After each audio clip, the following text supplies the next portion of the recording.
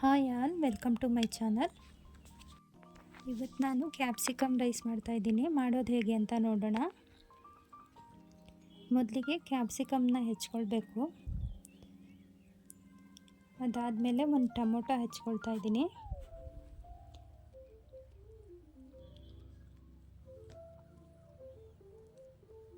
ಅದಾದಮೇಲೆ ಚಿಕ್ಕದು ಒಂದು ಈರುಳ್ಳಿ ಹೆಚ್ಕೊಳ್ತಾ ಇದ್ದೀನಿ.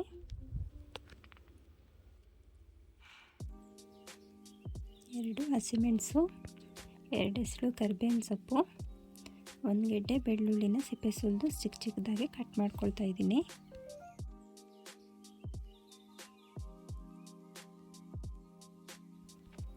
ಹೆಚ್ಕೊಂಡಿದ್ದಾಗಿದೆ. ಈಗ ನೆಕ್ಸ್ಟು ಸ್ಟವ್ ಹಚ್ಕೊಂಡ್ಬಿಟ್ಟು ಒಂದು ಬಾಣಲೆ ಇಟ್ಕೊಳ್ಳೋಣ. ಅದಕ್ಕೆ ಸ್ವಲ್ಪ ಎಣ್ಣೆ ಹಾಕ್ಕೊಂಡು, ಎಣ್ಣೆ ಕಾದ ನಂತರ ಸ್ವಲ್ಪ ಸಾಸಿವೆ, ಸ್ವಲ್ಪ ಜೀರಿಗೆ ಹಾಕ್ಕೊಳ್ತಾ ಇದ್ದೀನಿ. ಸಾಸಿವೆ ಜೀರಿಗೆ ಚಿಟಪಟ ಅಂದಮೇಲೆ ಬೆಳ್ಳುಳ್ಳಿ ಹಾಕ್ಕೊಳ್ತಾ ಇದ್ದೀನಿ. ಬೆಳ್ಳುಳ್ಳಿ ಸ್ವಲ್ಪ ಫ್ರೈ ಮಾಡ್ಕೊಳ್ಬೇಕು ಎಣ್ಣೆಯಲ್ಲಿ. ಅದಾದಮೇಲೆ ಈರುಳ್ಳಿ ಮತ್ತು ಕರಿಬೇವು ಹಾಕ್ಕೊಳ್ತಾ ಇದ್ದೀನಿ. ಎರಡನ್ನೂ ನೀಟಾಗಿ ಸ್ವಲ್ಪ ಫ್ರೈ ಮಾಡಿದರೆ ಸಾಕು. ಅದಾದಮೇಲೆ ಕ್ಯಾಪ್ಸಿಕಮ್ ಹಾಕ್ಕೊಳ್ಬೇಕು. ಕ್ಯಾಪ್ಸಿಕಮ್ಮು ಎಣ್ಣೆಯಲ್ಲಿ ಹಸಿ ವಾಸನೆ ಹೋಗುವವರೆಗೂ ಚೆನ್ನಾಗಿ ಫ್ರೈ ಮಾಡ್ಕೊಳ್ಬೇಕು. ಅದರ ಜೊತೆಗೆ ಹಸಿಮೆಣಸು ಕೂಡ ಹಾಕ್ಕೊಳ್ತಾ ಇದ್ದೀನಿ. ಎಲ್ಲ ಒಟ್ಟಿಗೆ ಒಂದು ಸ್ವಲ್ಪ ಹೊತ್ತು ಫ್ರೈ ಮಾಡ್ಕೊಳ್ಬೇಕು. ಸ್ವಲ್ಪ ಉಪ್ಪು ಸೇರಿಸ್ಕೊಳ್ತಾ ಇದ್ದೀನಿ.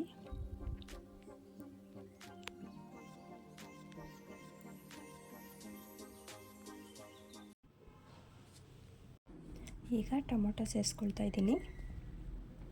ಅದಾದಮೇಲೆ ಸ್ವಲ್ಪ ಅರಿಶಿನ ಪುಡಿ, ಸ್ವಲ್ಪ ಖಾರದ ಪುಡಿ ಹಾಕ್ಕೊಳ್ತಾ ಇದ್ದೀನಿ. ಇದೆರಡು ಆದಮೇಲೆ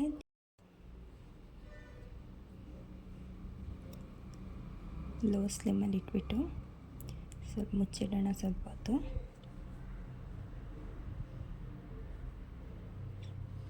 ಇವಾಗೆಲ್ಲ ಬಾಡಿದೆ.